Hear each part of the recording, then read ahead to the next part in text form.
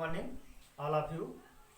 आज आप सभी देखेंगे हम आप लोगों को BEd first year course C1 में आज आप सभी को अध्ययन करना है सृजनात्मकता और शिक्षक। सृजनात्मकता के साथ शिक्षक का क्या रोल होता है या शिक्षक की क्या अहम भूमिका होती है, आज आप सभी को इसके बारे में अध्ययन करना है। जैसे हमने आपको कल बताया था कि सृजनात्मकता क्या चीज़ होती है, सृजनात्मकता के बारे में आपने बताया।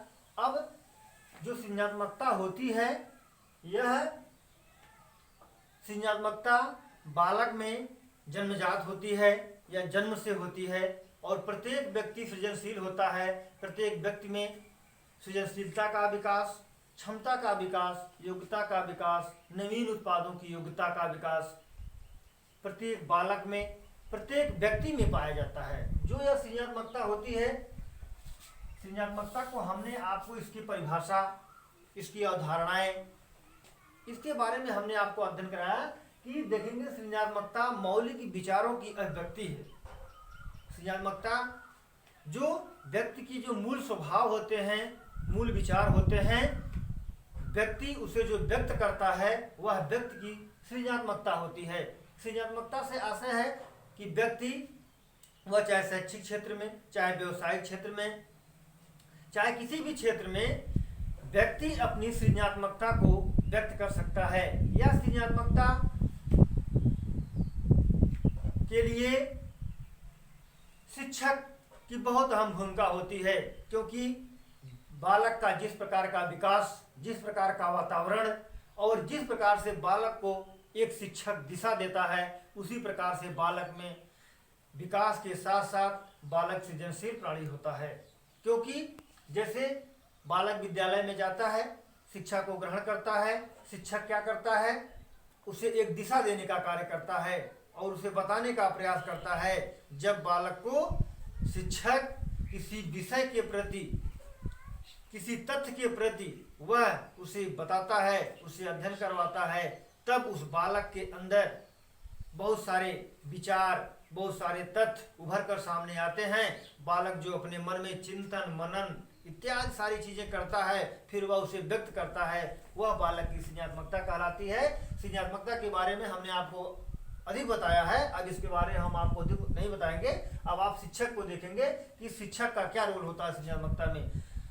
बालक के विकास के लिए शिक्षक की बहुत बड़ी अहम भूमिका होती है, क्योंकि एक बालक के सर्वांगीण विकास के लिए, बालक के बहुआयामी विकास के लिए एक शिक्षक की बहुत अहम भूमिका होती है। क्योंकि जब बालक बाल्यावस्था में होता है, शैशवावस्था में होता है, किशोरावस्था में होता है, तब बालक को समाज के साथ साथ दिशा की आवश्यकता होती है। वह दिशा देने का कार्य बालक के लिए वह एक शिक्षक करता है। क्योंकि बालक बाल्यावस्था में बालक की इतना शारीरिक और मानसिक विकास नहीं हुआ रहता है कि बालक की अपनी सोचने समझने की जो क्षमता है वह अपने विवेक का अनुसार, अपने क्षमता अनुसार बालक कार्य करे। नहीं, बालक को क्या होता है, बालक को एक शिक्षक की आवश्यकता होती है। क्योंकि छोटा बच्चा है, हम उसे बताते हैं कि चोरी करो, तुम ये करो, बालक करने लगता है, क्योंकि बालक को इस चीज़ का ज्ञान नहीं है कि हमें सही बताया जा रहा है, गलत बताया जा रहा है। इसलिए वहाँ एक शिक्षक की आवश्यकता होती है। शिक्षक क्या होता है, ये समाज का दर्पण होता है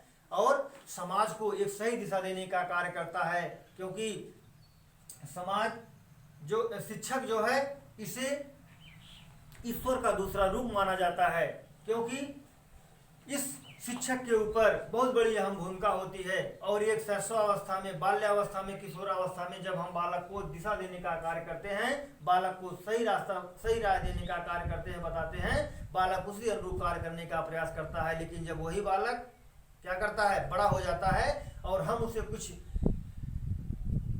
अवैधानिक रूप से कार्य करवाने का प्रयास करते हैं, तो बालक मना कर देता है, कहता है कि हम इस कार्य को नहीं करेंगे। क्यों नहीं करेंगे? क्योंकि बालक में शारीरिक, मानसिक के साथ साथ उसकी क्षमताओं का विकास, उसकी आत्मीयता का विकास, उसकी आत्मशक्ति का विकास इतना हो जाता है कि बालक में सोचने समझने की क्षमता का विकास, निर्णय लेने की क्षमता का विकास बालक में स्वयं हो जाता है और बालक उस आधार पर इस भारतीय समाज में कार्य करने का प्रयास करता है। इसलिए बालक में जो नवीन विचार उत्पन्न होते हैं, नवीन उत्पाद के रूप में जो मौलिकताएं सामने उभर कर आती हैं, उसमें एक शिक्षक की बहुत अहम भूमिका होती है। और जब एक शिक्षक बालक के लिए बताने का प्रयास करता है, सही दिशा देने का कार्य करता है, तब यह बालक में जो सृजनात्मकताएं आती हैं, यह सृजनात्मकता यह बालक और समाज दोनों के हित के लिए कार्य होता है। क्योंकि जैसे बालक जब नई चीज़ों की खोज करता है, नवीन तथ्यों की पहचान करता है, फिर क्या करता है, उस पर रिसर्च करता है, उसके खोज करता है, उसे नवीन कार्य करता है, नवीन विचार उत्पन्न होते हैं, तो बालक के अंदर वह सृजनात्मकता अच्छी होती है। क्योंकि जो बालक में सृजनात्मकताएं होती हैं, यदि बालक में अच्छी सृजनात्मकता उत्पन्न हो रही है, तो बालक के लिए और समाज के लिए, दोनों के लिए बहुत ही अच्छा कार्य हो रहा है। क्योंकि बालक, बच्चे देश के भविष्य होते हैं, देश के कर्णधार होते हैं। क्यों होते हैं? क्योंकि बालक के ऊपर बहुत सारी जिम्मेदारियों का निर्वहन करना होता है, बहुत सारे कार्यों का दायित्व निभाना होता है। इसलिए बालक में यदि एक शिक्षक सही दिशा देने का कार्य करता है, तो समाज और बालक के लिए बहुत ही अच्छा कार्य होता है। और एक शिक्षक बालक के लिए कई रूपों में वह कार्य करता है, कई रूपों से बालक को बताता है। चाहे वह व्यवसायिक क्षेत्र में हो, उसे शिक्षा को ग्रहण करवाता है, चाहे शिक्षा के क्षेत्र में करवाता है।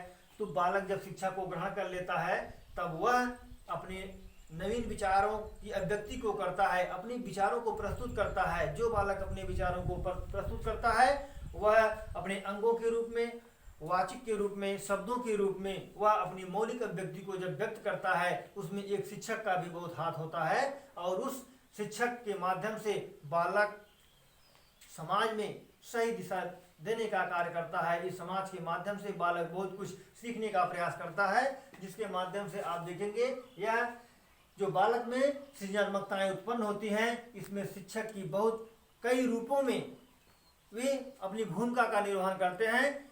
और उसे हम कई रूपों में पहचान सकते हैं, या कई रूपों में हम उसे भली भांति देख सकते हैं। जैसे एक शिक्षक सृजनात्मकता के लिए वह कई तथ्यों के रूप में परिभाषित करता है, जिसमें से आप देखेंगे बालक समस्या के स्तरों की पहचान। एक शिक्षक का क्या दायित्व होता है कि किसी बालक को अध्ययन करवा रहा है, शैक्षणिक कार्य कर रहा है, शिक्षण कार्य कर रहा है, तो पहले स्वयं वह समस्या के स्तरों की पहचान करेगा कि वह समस्या किस प्रकार की है।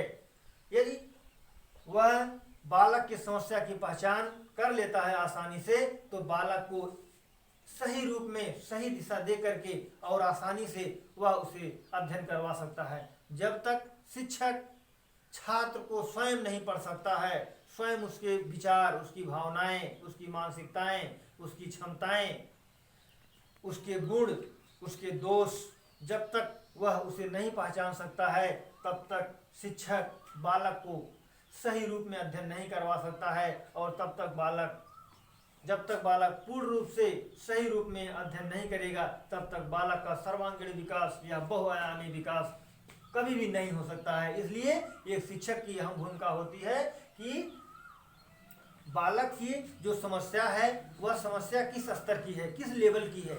जिस लेवल की बालक की समस्या है, पहले शिक्षक क्या करे, उसे स्वयं समझे, स्वयं उसे पढ़ने का प्रयास करे। वह उसे किताबी ज्ञान न दे करके पहले बालक की समस्या किस स्तर की है, किस लेवल की है, पहले उसकी पहचान करे, उसके क्षमताएं, उसके विचार, उसकी रुचियों की पहचान करे। जब बालक इस चीज़ को जान लेता है, शिक्षक जब इस चीज़ को पहचान कर लेता है, तब वह बालक को उसके आधार पर वह उसे अध्ययन कार्य करवाता है, उसकी सृजनात्मकता का विकास करवाता है, उसे नवीन ज्ञान को प्रस्तुत करवाता है, उसे अध्ययन करवाता है। तब बालक की सृजनात्मकता अच्छी होगी। जब तक एक शिक्षक किसी बालक के स्तरों की पहचान, उसके किस प्रकार की समस्या है, किस क्षेत्र की समस्या है, जब तक इसकी पहचान नहीं कर सकता है, तब तक वह एक अच्छे शिक्षक के रूप में कार्य नहीं कर सकता है।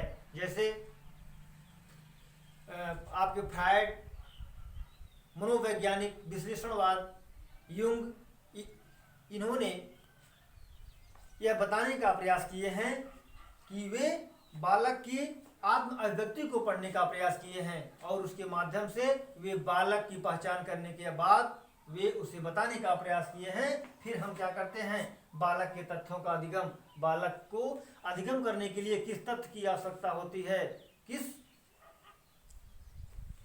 विषय की आवश्यकता होती है, इन सब की आवश्यकता को पहचानते हुए हम बालक में सृजनात्मकता का विकास कर सकते हैं। मौलिकता, बालक में मौलिकता में की मूलभूत आवश्यकताएं होती हैं, उसकी पहचान हमें करनी चाहिए। और बालक में स्वमूल्यांकन की बहुत बड़ी आवश्यकता है। बालक को स्वयं अपने आप को पढ़ना चाहिए, स्वयं पहचानना चाहिए। जब तक बालक स्वयं अपने आप को नहीं पढ़ सकता है, नहीं पहचान सकता है, तब तक बालक शिक्षा को अच्छी तरह से नहीं पढ़ सकता है। इसलिए इस सृजनात्मकता के विकास के लिए शिक्षक की बहुत ही अहम भूमिका होती है। आज यहीं तक, फिर अगले दिन हम आपको पढ़ाएंगे। धन्यवाद।